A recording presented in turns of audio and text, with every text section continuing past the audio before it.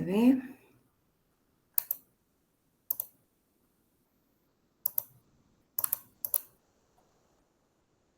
Sí, ya se ve.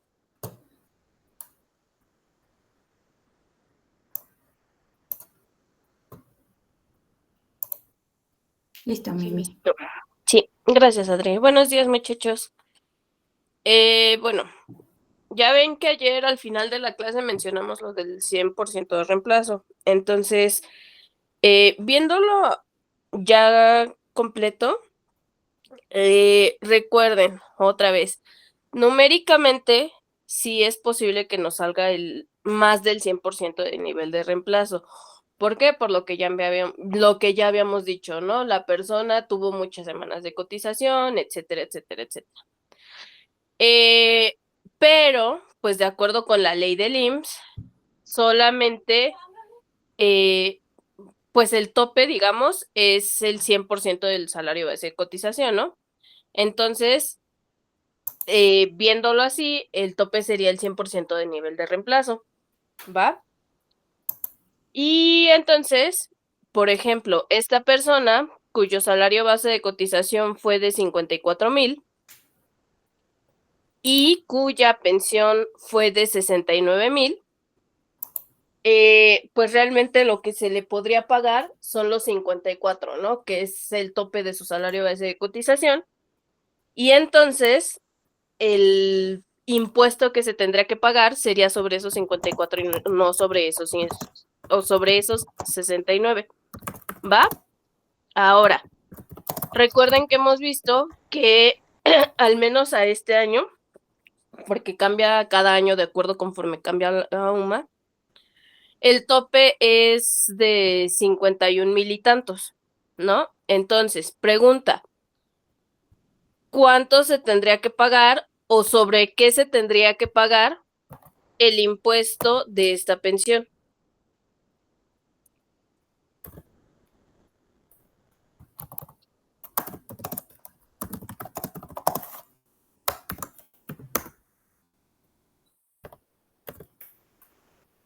¿Nadie? Venga, chicos, ayer lo vimos.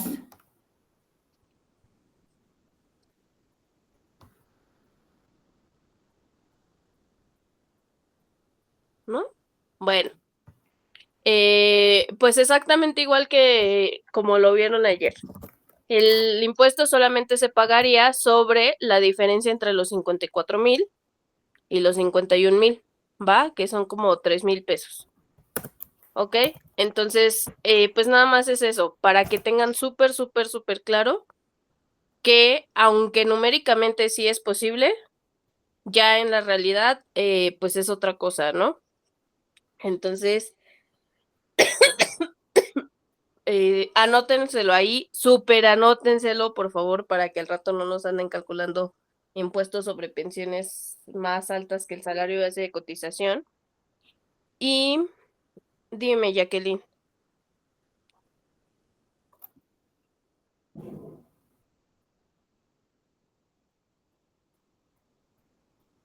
Es justamente lo que les estaba explicando. Numéricamente sí nos puede dar más del 100% de nivel de reemplazo, porque este ejemplo es el de la tarea examen, ¿va? ¿Por qué nos dio más del 100% de nivel de reemplazo? Porque la persona tenía muchos años trabajando, o sea que acumuló muchas semanas. Una, dos, porque se retiró, me parece que hasta los 65, entonces el porcentaje con la edad fue el 100%, ¿va? Eso hizo que su pensión fuera muy alta. Entonces, dado eso, el nivel de reemplazo nos salió pues de 145. ¿Y qué Ay, significa el Mimi, nivel de reemplazo? espera, es que sí, no, ya vi que este no es el salario, este es el producto. El salario es este, perdón. El base de cotización. Era Bueno, este. Pero va. bueno, para fines prácticos, o sea, es la misma explicación, ¿no? Bueno, ¿lo podrías subrayar, por favor? Sí, Bueno, llenar el cuadrito. claro que sí. Entonces, se me fue se me fue lo que estaba diciendo. Perdóname. Lo que Entonces, decís que el 100%, que por qué da el sí. 100%. Entonces, si bien numéricamente sí nos puede dar más del 100% de ese nivel de reemplazo, y el nivel de reemplazo lo que es el el cociente de la pensión sobre el salario base de cotización, ya en la realidad el tope es del 100% del salario base de cotización. ¿Por qué? Porque la ley del Seguro Social lo dicta tal cual, que la pensión no podrá rebasar el salario con el que fue calculado dicha pensión, ¿ok? Entonces, si tomamos esos 54 que estaban ahorita, si ese 54 hubiera sido el salario base de cotización, pues hubiera sido lo máximo que se podría tomar, ¿no? Y en ese caso, dado que la pensión también era de 54, pues era exactamente lo mismo, ¿va? Pero ahorita ya nos dijo Adri que el salario base de cotización eran los 47. Entonces, si mi pensión al final salió de 54,239 y mi salario base de cotización era de 47,000, de acuerdo con lo que les acabo de decir que dicta la ley del Seguro Social, ¿cuál deberíamos de tomar como su pensión? ¿Los 54 o los 47? Los 47. Correcto, los 47. Y entonces el impuesto que se tendría que pagar sería sobre el excedente de esos 47 con el tope de las 15 UMAS mensuales, porque acuérdense que la pensión del IMSS son pagos mensuales, ¿ok? Y el tope mensual de este año son 51,000 y tantos. Entonces, pregunta, si el tope son 51,000 y el salario base de cotización, que es igual a la pensión, en este caso fue de 47,000, ¿sobre qué se tendría que pagar impuesto? ¿Sobre qué No se cantidad? paga, ¿o sí? Correcto, Alfa. Perdón, Ceci.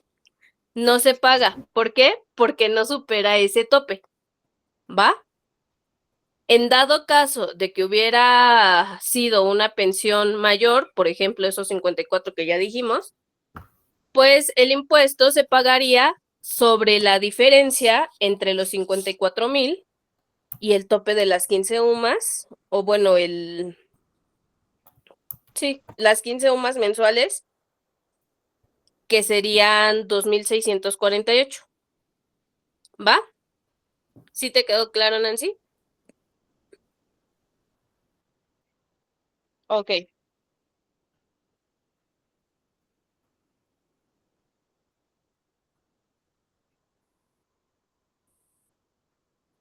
ya, va, gracias. ¿A los demás les quedó claro la explicación? Marco dice que sí. Y pues espero que los demás también, ¿verdad? Porque nadie más dijo nada. Entonces, les digo, súper anótense eso. Si en el ejercicio de la tarea examen no pasa nada, porque justamente la idea era que vieran esto, que podría ser posible en las cifras, en los números, que saliera el nivel de reemplazo mayor. Pero ya en la realidad, pues no, eso no pasa, ¿no? El tope es ese mismo salario de esa cotización. Entonces, súper anótenselo. Por si les llegamos a poner algún ejemplo similar, no nos vayan a querer calcular impuestos sobre la pensión que les haya salido más alta que el salario base de cotización, ¿va? Y bueno, eso era todo de ese ejercicio. Gracias, Listo, Mary. Adri. A ti. Ok, entonces vamos con el ejercicio en que nos quedamos ayer. Déjenme que les comparto la pantalla. ¿Alguien lo terminó de hacer aparte de los dos que ayer participaron? No recuerdo quién era.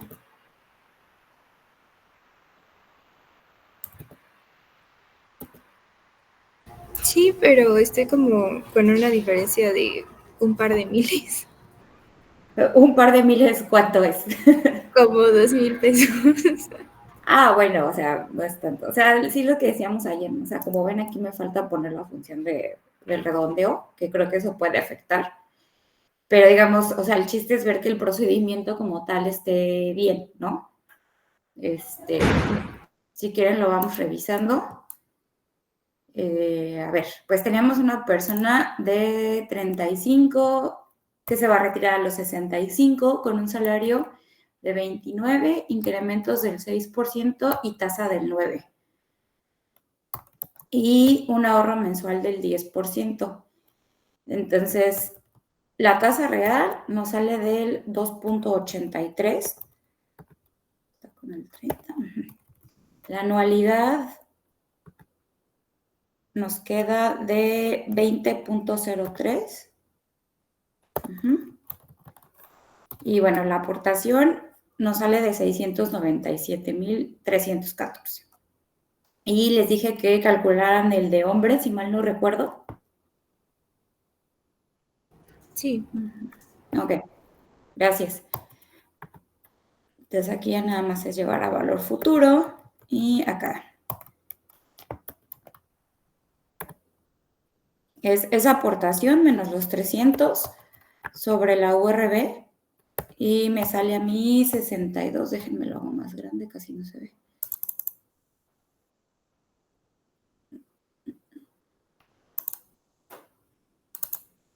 Ahí está.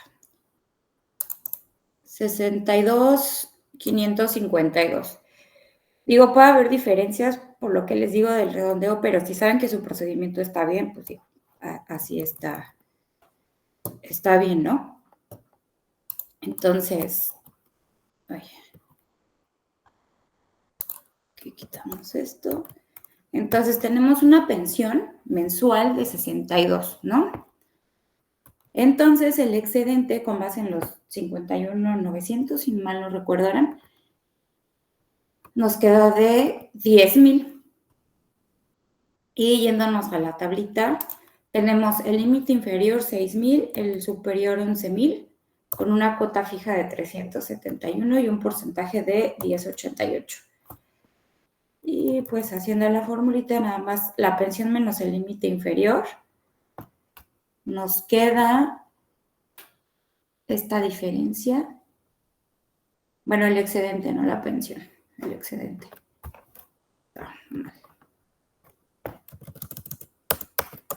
Excedente. Y luego, por el porcentaje,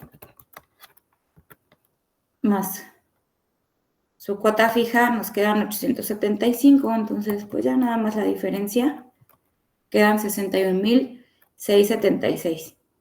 Quitando esas diferencias por redondeos y demás, ¿tienen alguna duda? ¿Así les salió este resultado a todos? Sí. Sí. Vale, muchas gracias.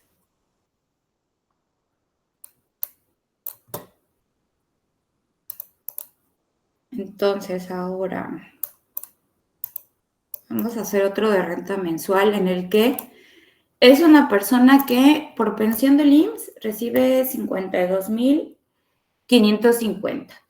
De pensión del bienestar, pues sabemos que son 3,100. Y de una pensión privada, 9,250. Entonces, digo, de entrada ya con esta se pasa, ¿no? Pero digamos, si fueran, no sé, 48,000, ¿no? Ahí está. Solita esta, pues no se pasa, pero ya con la suma de todos, sí. Entonces, Lalo les explicó que si el conjunto de todas excedía el límite, había que pagar impuestos, ¿sí se acuerdan? Ok, entonces, pues hagamos un ejercicio de esos.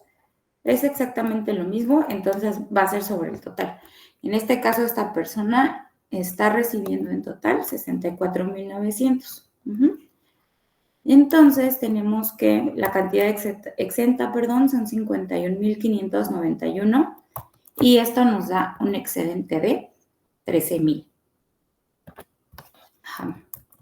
Entonces, el límite inferior sería, si son 13, estaría aquí, ¿no? El superior aquí. La cuota fija es esta y el porcentaje es este. Entonces, tenemos el excedente, que es este, menos el límite inferior, que es este. Aquí me falta cambiarle. Excedente. Y luego eso por el porcentaje. Y luego a eso hay que sumarle su cuota fija.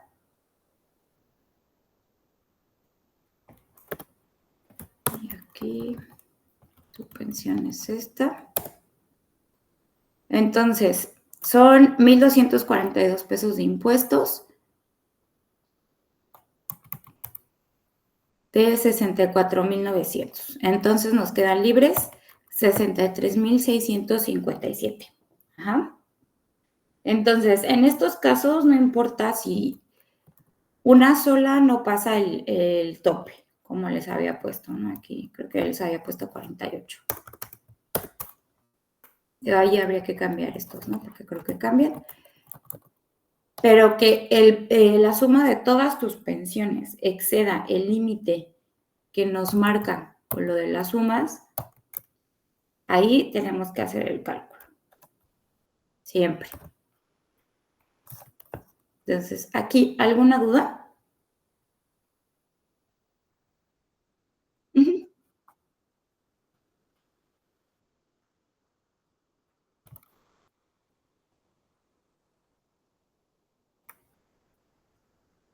Ajá, pero ¿por qué es el 12? Exacto. Ojo con eso, pongan mucha atención porque justo les dije, son pagos mensuales al principio, no se confundan con pagos únicos. El único por eso lleva el 12, porque lo estamos haciendo anual. En este caso son mensuales. Y acuérdense, lo que vimos también, ¿qué nos pone la ley? El artículo 93, anoten sus artículos también, porque seguro esto se les va a poner en su tarea examen. Para pagos mensuales, aquí nos está diciendo, ¿no? Que no exceda, pagos que no exceda 15 veces el salario mínimo general del área geográfica del contribuyente. Por eso es que ahí tomamos las 15 UMAS. Uh-huh.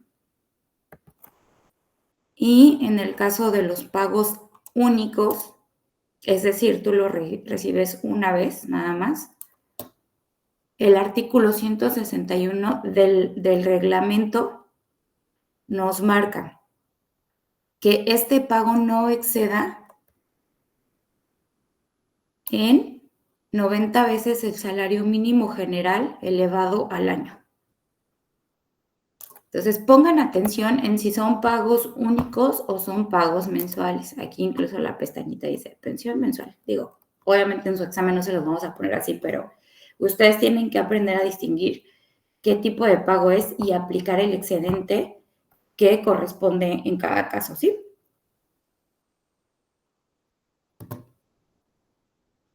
Sí. ¿Alguna otra duda? A ver, ahí nada más, sobre esto que preguntan, he notado, y digo lo he notado porque he calificado desde tareas hasta la tarea examen, que a veces se confunden mucho. Entonces, va de nuez. Esto ya lo habían desglosado con Lalo, pero vamos a desglosarlo rapidísimo. Artículo, ¿podría subirle, Adri, por favor? ¿Dónde están los artículos? Sí. A ver. Los pagos sobre pensiones mensuales vienen en este artículo. Arriba. Ahí está. El 93, fracción 4 de la ley del ISR. acuérdense, lo que les dijo Adri apenas, traten de anotarlos todos, ¿va? Entonces, ¿y qué nos dice? Que sobre cualquier pago de pensiones, el máximo que se puede pagar sin que esta cantidad genere un impuesto son 15 salarios mínimos mensuales. Ahora, recuerden que usamos suma por decreto, que también tiene toda su controversia alrededor, pero pues bueno, usamos suma, ¿no? Entonces, eso quiere decir que cualquier pago mensual de pensión que a mi persona física me den, tiene un límite para no pagar impuestos. ¿Cuál va a ser ese límite? ¿Puedes ir a la fórmula donde estás calculando los 51, por favor, Adri? Claro. Oh. Mi Excel, ahí está. Ok.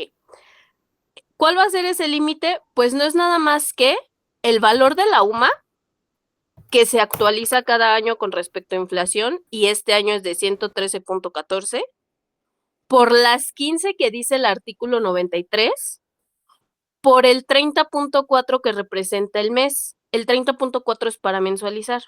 Y así de sencillo, ¿va? Entonces, ¿cuál va a ser mi límite? 113.14 por 15, que son 15 UMAS, por 30.4 mensuales. Tan sencillo como eso, ¿va? Ahora, en la ley del ISR no mencionan pagos únicos, pero sí lo mencionan en el reglamento de la ley del ISR. ¿Y en qué artículo? En el 171, donde nos dicen que ese pago que me den por jubilación, haber de retiro o etcétera, va a tener un tope para no pagar impuestos de 90 UMAS elevadas al año, que no quiere decir otra cosa más que 90 salarios mínimos elevados al año, que una vez más usamos UMAS, por lo que ya habíamos dicho, ¿no? Que no va a ser más que tomar la UMA de ese año, que en este caso sigue siendo 113.14, multiplicarla por 90, y el elevarla al año quiere decir, pues hacerla, anualizarla, ¿no? ¿Y cómo se hace eso? Lo llevamos primero al mes, que son los 30.4, y luego, ¿cuántos meses tiene un año? 12, ¿no? Entonces, pues es tan sencillo como eso. 90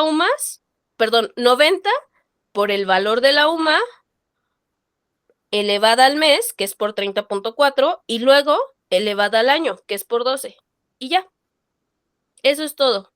Y en ese sentido, al menos este año, los topes no cambian. ¿Por qué no cambian? ¿Quién me dice? Y ya lo repetí varias veces. Porque la UMA no cambia, ¿no? Exacto, porque la UMA durante todo el año no cambia. Esa UMA solamente cambia una vez al año y es en enero. En los primeros días de enero de cada año se publica el nuevo valor de la UMA porque se actualiza con respecto a inflación, ¿va? Y esto también ya lo vieron con Lalo, donde pueden consultarla es en el INEGI. Ahí siempre les va a poner el valor más actual de la UMA, ¿va? Otra cosa, esto que les dice Adri sobre tablas mensuales y tablas anuales, también ténganlo súper claro. Aunque nosotros podamos pensar que va a dar lo mismo, no va a dar lo mismo. ¿Por qué? Porque si bien al calcular, digamos que un pago mensual lo quieren anualizar y sacar la tabla, la tabla anual, no va a ser la misma diferencia entre el límite inferior y el cálculo, y en ese sentido, pues la cuota fija y el porcentaje sobre el excedente, pues tampoco van a ser iguales, ¿va? Entonces, ténganlo súper claro, cuando son pagos mensuales, siempre hay que usar tabla mensual, cuando son pagos anuales, siempre hay que usar tabla anual, por favor. Y era todo. Sí. Sí, tengan cuidado con las tablas. Y aunque ustedes creen que esto no les va a servir, en verdad funciona. A mí, por ejemplo, es otro tema, pero este año el SAT no me quería pagar mi devolución de mis impuestos. Tuve que meter mi declaración anual. ¿Y qué tablita creen que tuve que utilizar? ¿Y qué fórmula creen que tuve que utilizar? Tuve que utilizar esta tabla y esta fórmula. Entonces, sí se ocupa, chicos, en verdad, sí se usa. Obviamente no todo el mundo tuvo que meter declaraciones manuales, pero pues pasa. A mí ya me pasó. Siempre me habían regresado mi dinero sin tema y este año no. Hubo muchos problemas con eso. Entonces, de verdad, guárdenlo. Yo hubiera querido que alguien me explicara cómo hacer estos cálculos. Les digo, no era una pensión ni mucho menos, pero la tabla al final del día es la misma, la fórmula es la misma. Y pues tuve que andar investigando cómo, ¿no? Entonces, ustedes aquí ya tienen la fórmula, ya se las dimos, entonces, sí, guárdenlo. Obviamente la tabla se va a ir actualizando, como les dijo Mimi, esta es la que está ahorita, pero esta sí se va a ir actualizando, entonces, guarden esto en algún lado por si algún día sí necesitan esto para sus impuestos y ahorita pues para la clase, ¿no? Entonces, ¿alguna duda?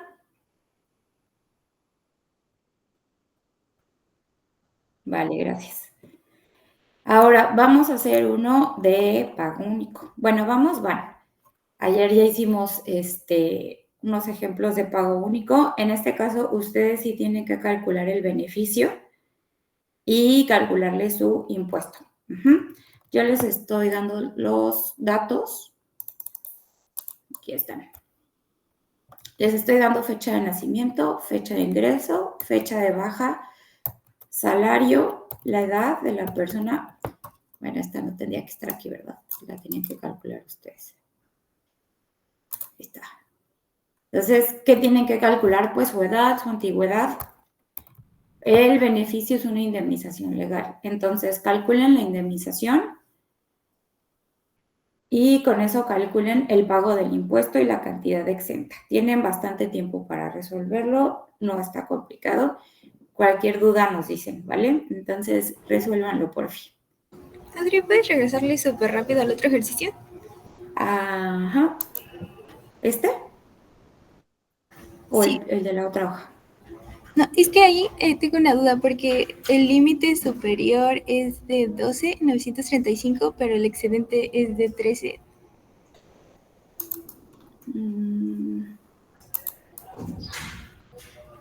Ay, sí, otra vez. Ay, discúlpenme. Luego, yo sería aquí. Sí, tienes toda la razón, Ceci. Gracias. Sí. Disculpen mi TDA. Así.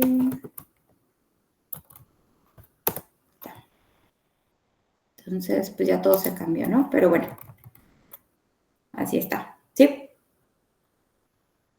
Sí, gracias. No a ti.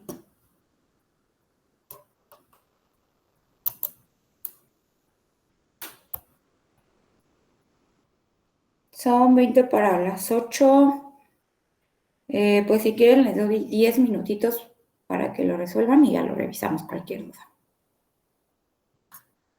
Digo para las... Sí, 20 para las 8, perdón.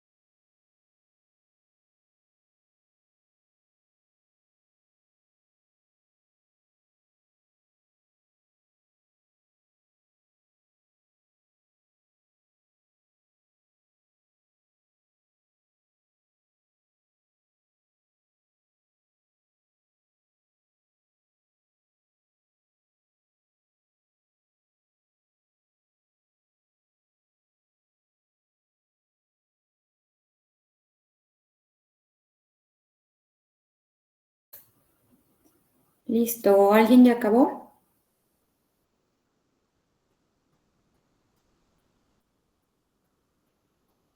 ¿Les falta mucho?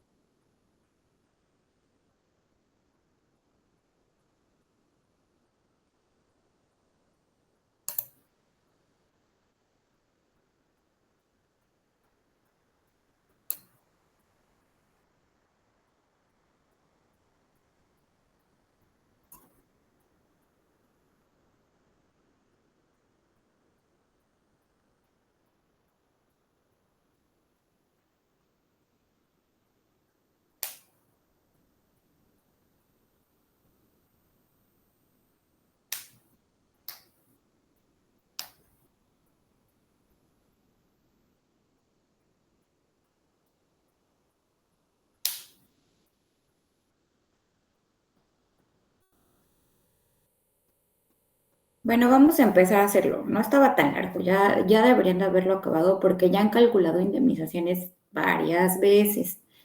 Entonces, ¿alguien me dice la edad y la antigüedad de esta persona?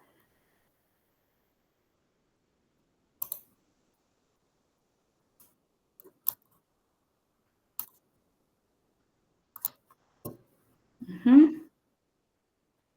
Ok, perfecto. Gracias, Nancy. En este caso, no, las vamos a tomar así porque no estamos calculando, o sea, no es como los ejercicios que hicimos de pensión de 73, que ahí se redondean. Aquí se toman las edades y antigüedades que son. Sí, Mimi. Ay, gracias. Justamente me vino eso también a la mente ahorita que Nancy lo dijo. Chicos, no sé por qué no ha quedado claro, pero la antigüedad nunca se redondea, ¿va? Y esto lo digo, ¿por qué? Porque cuando hicieron sus cálculos, perdón, cuando tomaron primero el número de días de vacaciones, muchos lo que hicieron fue, si la antigüedad era de 9.5 años, lo redondearon a 10 y tomaron el número de días que correspondía a 10 años de antigüedad. Y eso no es correcto. ¿Por qué? Porque la prima de antigüedad es por años cumplidos. Perdón, la prima vacacional. No sé por qué dije de antigüedad. Es por años cumplidos. ¿Va?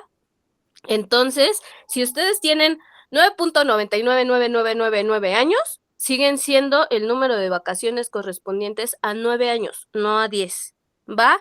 Y esto también viene porque en sí la prima vacacional se paga en la quincena inmediata, o bueno, conforme reciban su pago, a la fecha en la que ustedes cumplan la antigüedad. Por ejemplo, si yo en mi trabajo cumplo años, o sí, cumple el año siguiente, el 1 de noviembre de cada año, entonces mi prima vacacional se me va a dar en la quincena de ese 1 de noviembre, ¿va? Y entonces, evidentemente, como en el año anterior, no, de 0 a 1 año, como en el primer año, pues no he cumplido ni siquiera uno, no me tocan ni vacaciones ni prima vacacional, ¿va? También por la prima de antigüedad, igual, si la antigüedad era de 29.66 años, 29.66 años son los que se toman, no 29, no 30, se toman 29.66, ¿va? Sin redondeos. Y eso les digo porque pues también ya lo he visto bastante en sus ejercicios y en sus tareas exámenes. Entonces, también súper anótenselo. Va lo mismo con la indemnización legal, que por cierto, a muchos les faltó calcular los 20 días de la indemnización legal en los ejercicios, no sé por qué. Pero bueno, ¿de ahí alguna duda? Va, bueno, gracias, Adri. No, a ti. Entonces, calculemos la indemnización, ¿no? Que son 3 meses más 20 días por año de servicio. Sí.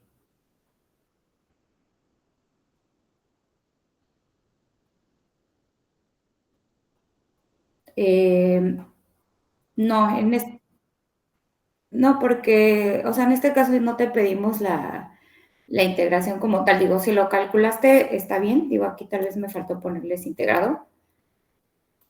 Pero,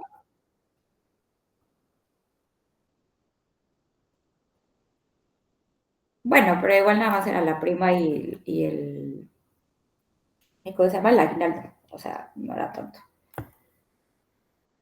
Pero digo, si lo hiciste, está bien. O sea, obviamente te va a salir más alto, pero está bien. Adri, disculpa, igual tengo una duda. Dime. ¿No se calculaba la prima de antigüedad? No, porque lo único que te están diciendo es el beneficio es equivalente a una indemnización.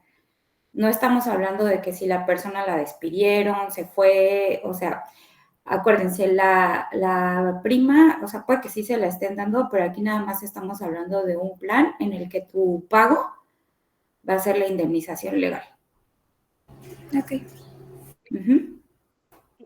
El otro no entraría como un pago de pensión, porque no está así dado de alta.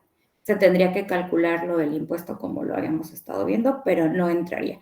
Si el beneficio fuera equivalente a la prima de antigüedad y a la indemnización legal, entonces ahí sí.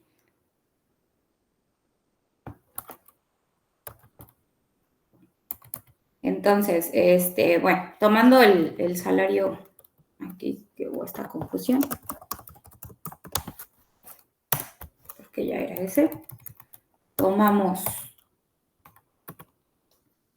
aquí sí está redondeado, los 3 meses, ¿no? Que son los 539, más los 20 días, es decir, los 179 entre 30, ahí se está haciendo diario por 20 por la antigüedad. Ajá.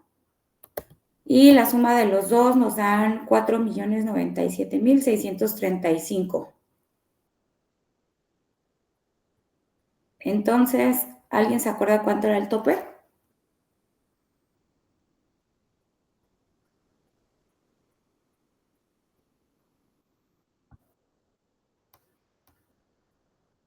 Exacto.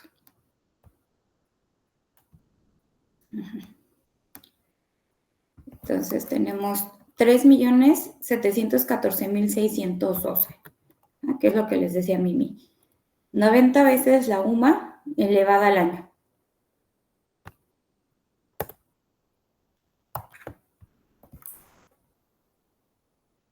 Aquí es lo que les decía ayer, o sea, lo que cambia cuando son los pagos de despido y demás, no eran 90 UMAs elevadas al año. ¿Qué era? ¿Se acuerdan?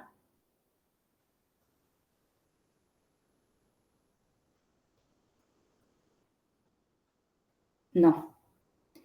No, ojo ahí, Nancy, estás creo que un poco confundida con los pagos mensuales y los pagos anuales. Lo de los 15 es para pagos mensuales. Lo de las 90 UMAs es para los pagos anuales, es decir, pagos únicos. La prima de antigüedad, ¿cuántas veces te la van a pagar? Exactamente. Entonces, ¿qué era lo que cambiaba ahí? ¿Se acuerdan? Y sí se los dijo Lalo.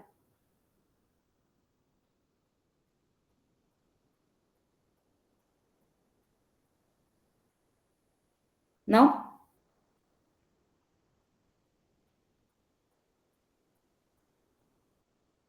La antigüedad, chicos, acuérdense, era la antigüedad lo que tomábamos ahí.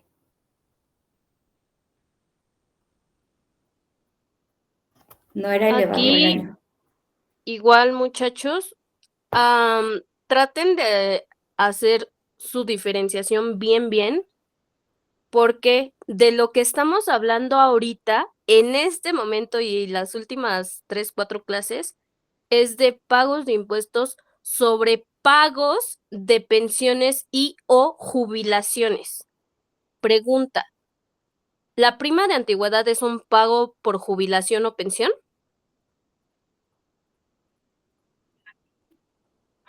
No. No. Entonces, ¿se utilizaría esta forma de cálculo de impuestos? No, No, correcto. La que se toma es la que ya habían visto antes, que es la que Adri está diciendo ahorita, donde se considera la antigüedad de las personas, ¿va? Y ese es el otro artículo que habíamos visto del impuesto de la ley del impuesto sobre la renta. Ahora, ¿la indemnización legal es un pago por jubilación o pensión? Ok, entonces, ¿se considera esta forma de cálculo de impuesto para sacar el impuesto sobre una indemnización legal? no tampoco. No, tampoco, correcto. En este ejercicio en particular, lo que está diciendo es que el beneficio de jubilación es equivalente a una indemnización legal, ¿va? Pero la palabra clave es que les están diciendo beneficio de jubilación, ¿ok? Esto también lo van a ver más adelante, pero actuarialmente sí existe una equivalencia entre una indemnización legal al retiro y un plan de pensiones. Entonces, en este caso, solo es eso, solo les están diciendo el pago único que se les va a dar por jubilación es equivalente a una indemnización legal. Al momento de decirles que es un pago único de jubilación, ya les están dando la clave de que es un plan de pensiones donde el beneficio dado es una indemnización legal, ¿va?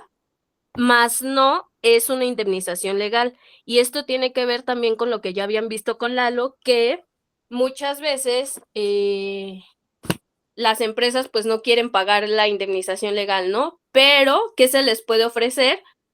Pues el plan de pensiones, que al final es una equivalencia actuarial, pero tiene sus beneficios fiscales. ¿Cuáles son sus beneficios fiscales? Justamente que se pueden hacer ciertas partes deducibles y todo lo que ya vieron la semana antepasada. ¿Ok? Entonces, ya quedó más o menos claro que una cosa son los pagos por jubilaciones, pensiones, haberes de retiro y etcétera, y otra cosa son los pagos por primas de antigüedad e indemnizaciones legales. Va, gracias, Adri. Ok, ya son 8:02, si quieren, bueno, ya saben la fórmula, ya también para no entretenerlos, termínenlo de resolver ustedes. No está complicado, la fórmula es la misma, es lo que hemos venido haciendo, nada más es tener esas diferenciaciones entre pagos únicos, pagos mensuales y no se confundan con el tema de los pagos por despido, salidas voluntarias y demás. Creo que con eso es con lo que están un poco ahí confundidos. Terminen de hacerlo para que si tienen alguna duda nos digan. Y bueno, igual si integraron el salario no pasa nada, está bien. Pero bueno, aquí dejamos la clase, ¿vale? Y pues mañana creo que ya Lalo les da su clase, entonces cualquier duda nos escribe. ¿Ok? Que tengan buen día. Gracias. Gracias, hasta luego.